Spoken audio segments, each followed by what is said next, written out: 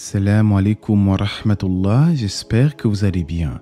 Dans la vidéo précédente, nous avons vu ensemble ce qu'il en était de l'émigration des musulmans en Abyssinie et de l'animosité des polythéistes qui ne cessait de croître jour après jour.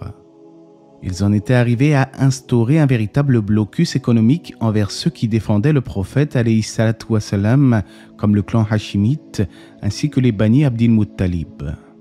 Les Qurayshites rédigèrent un feuillet stipulant la rupture de toute relation avec ces clans, plus de commerce, plus de liens de mariage et pas de paix tant qu'ils ne leur livreront pas le messager d'Allah.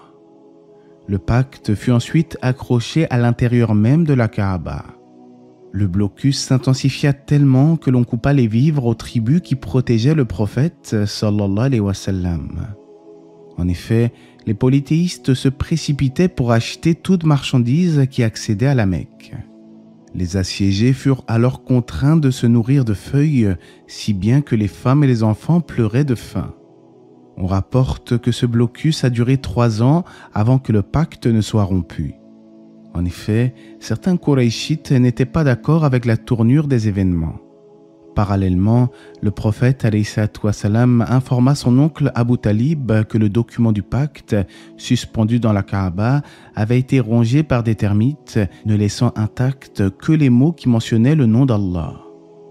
Abu Talib se rendit chez les Quraysh et leur proposa alors un défi. « Si ce que dit mon neveu est faux, je vous le livrerai, mais si ce qu'il dit est vrai, alors mettez fin au blocus. » Les Qurayshites acceptèrent, mais lorsqu'ils entrèrent dans la Kaaba, ils découvrirent en effet que le parchemin avait été presque entièrement détruit par des termites, à l'exception de la partie mentionnant le nom d'Allah. Finalement, les chefs des Quraysh furent contraints de mettre fin à cet embargo injuste, mais ce signe d'Allah ne les fit pas pour autant réfléchir. Comme nous l'avons vu, l'oncle du prophète, Abu Talib, s'assurait de la protection de son neveu, mais il n'était pas musulman pour autant. Âgé de 80 ans, alors qu'il commençait à souffrir de la vieillesse, les Qurayshites se réunirent alors et lui demandèrent, une fois encore, de leur faire livrer le prophète. Abu Talib appela le prophète alayhi salatu wassalam et lui demanda « Quel est ton message ?» Et le prophète de répondre, dans le sens de ses propos, « Une seule parole de votre part pour maîtriser les Arabes et rendre redevables les non-Arabes. » Les polythéistes, très intéressés, lui demandèrent quelle pouvait bien être cette parole. Bien entendu, le prophète a répondu « La ilaha illallah » Il n'y a pas de divinité qui ne mérite l'adoration si ce n'est Allah. Les associateurs s'étonnèrent grandement de cela. Veux-tu, ô Mohammed, faire de nos divinités une seule et unique ? Tout cela est bien étrange. Peu après, les premiers versets de sourate Sad furent révélés, et ils, les Mécois, s'étonnèrent qu'un avertisseur parmi eux leur soit venu, et les infidèles disent « C'est un magicien et un grand menteur, réduira-t-il les divinités à un seul Dieu ? Voilà une chose vraiment étonnante. » Conséquemment, Abu Talib ne tarda pas à rendre l'âme en l'an 10 de la mission prophétique, 6 mois après la fin du blocus. Un hadith authentique stipule que sur son lit de mort, le prophète alayhi salatu wassalam l'incita à se convertir à l'islam en proclamant l'attestation de foi. Mais Abu Lahab et son acolyte tentèrent évidemment de dissuader Abu Talib de prononcer de telles paroles. Finalement, Abu Talib s'exclama « Je reste sur la religion de Abdil Muttalib ». Le prophète alayhi salatu wassalam dit alors « J'implorerai tout de même le pardon en ta faveur ». Ce à quoi le Créateur révéla peu après, il n'appartient pas aux prophètes et aux croyants d'implorer le pardon en faveur des associateurs, fussent-ils des parents, alors qu'il leur est apparu clairement que ce sont les gens de l'enfer. Il y a là une leçon pour nous autres les convertis. Si nos proches ne se convertissent pas à l'islam clairement avant de mourir, alors il ne faut pas implorer le pardon pour eux. Bien entendu, on demande à Allah qu'il guide les gens de nos familles à l'islam, c'est notre plus grand souhait. À ce sujet, Allah nous dit « Tu, Mohammed, ne dirige pas celui que tu aimes, mais c'est Allah qui guide qui il veut. » Je ne pense pas qu'il soit utile de rappeler le rôle qu'Abu Talib a joué concernant la protection du prophète. Néanmoins, il ne connut qu'un succès relatif, car il n'entrera pas au paradis pour autant.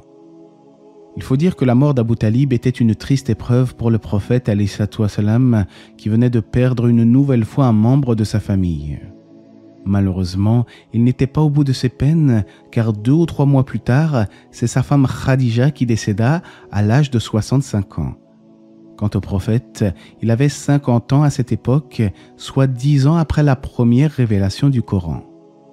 Khadija est cette femme qui a soutenu, réconforté et encouragé le prophète depuis le tout début de sa mission prophétique, tandis que la plupart des gens le traitaient d'imposteur. Ces 2 événements, la mort d'Abu Talib et de Khadija, remplirent le prophète alayhi salatu wassalam d'une profonde tristesse. Mais les épreuves continuèrent à se succéder, car depuis la mort d'Abu Talib, les polythéistes redoublèrent d'agressivité envers le messager d'Allah. On rapporte qu'un imbécile parmi les polythéistes jeta du sable sur la tête du prophète. En raison de cette accumulation de malheurs, les historiens nomment cette année de la Sira l'année noire, l'année de la tristesse. Persécuté pour son message, le prophète entreprit alors un voyage en direction d'une ville nommée Taïf, à une centaine de kilomètres de la Mecque. Il alimentait l'espoir que les gens de la localité puissent accepter le message de l'islam ou lui accorder tout du moins un refuge temporaire. Toutefois, les gens de Taïf lui répondirent avec une violence inouïe. Non seulement ils l'expulsèrent de leur terre, mais ils incitèrent les idiots de chez eux à insulter le messager d'Allah. De surcroît, ils lui lancèrent des pierres jusqu'à ce que ses chevilles soient blessées au point qu'il se mit à saigner. Le prophète alayhi salatu wassalam était accompagné de l'un de ses compagnons, mais lui aussi fut blessé à la tête. Le prophète fut donc contraint de trouver refuge dans un jardin à 5 km de Taïf. Il se reposa momentanément en s'asseyant à l'ombre afin de pouvoir récupérer.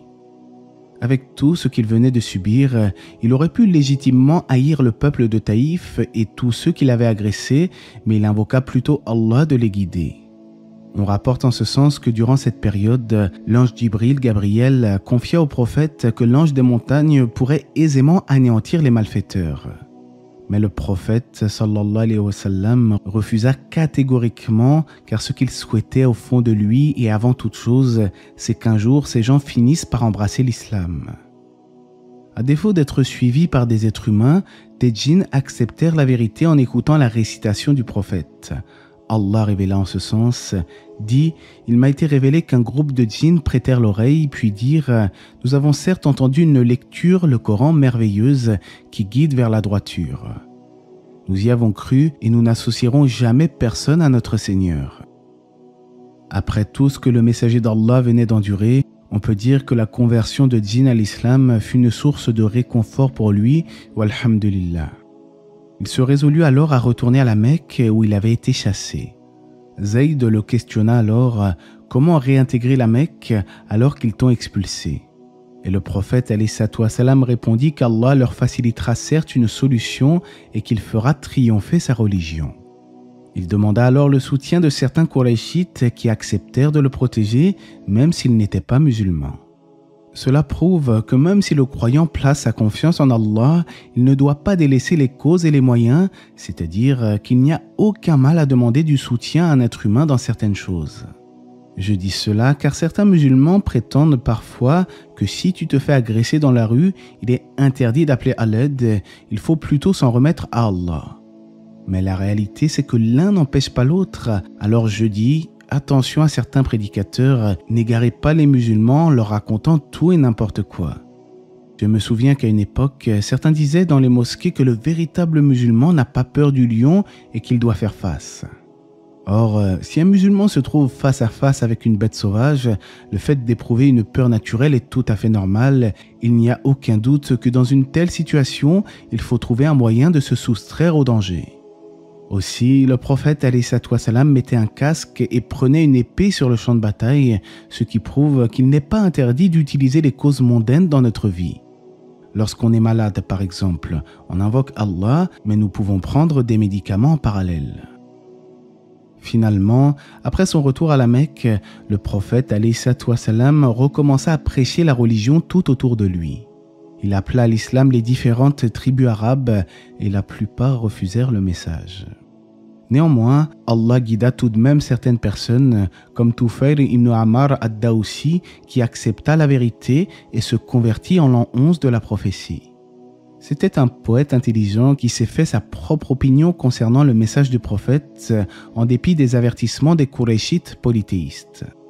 C'est aussi en l'an 11 de la prophétie que le prophète se maria avec Aïcha, qui selon les hadiths authentiques avait 9 ans lorsqu'elle rejoignit la maison conjugale, c'est-à-dire lors de la première année de l'hégire. Nous avons déjà vu ensemble la réponse aux critiques que les islamophobes émettent concernant l'âge de Aïcha, il n'y a donc pas d'intérêt de revenir sur ce sujet. En définitive, peu après cette période où le prophète fut éprouvé par son Seigneur, Allah lui accorda la plus grande des consolations, un voyage extraordinaire de la Mecque à Jérusalem, ce que l'on nomme le voyage nocturne. En effet, le Coran et la Sunna nous indiquent que le messager d'Allah a réalisé un voyage extraordinaire qui, selon la majorité des savants, était un voyage du corps et de l'esprit. C'est d'ailleurs durant ce fabuleux voyage que les 5 prières ont été légiférées pour la communauté musulmane.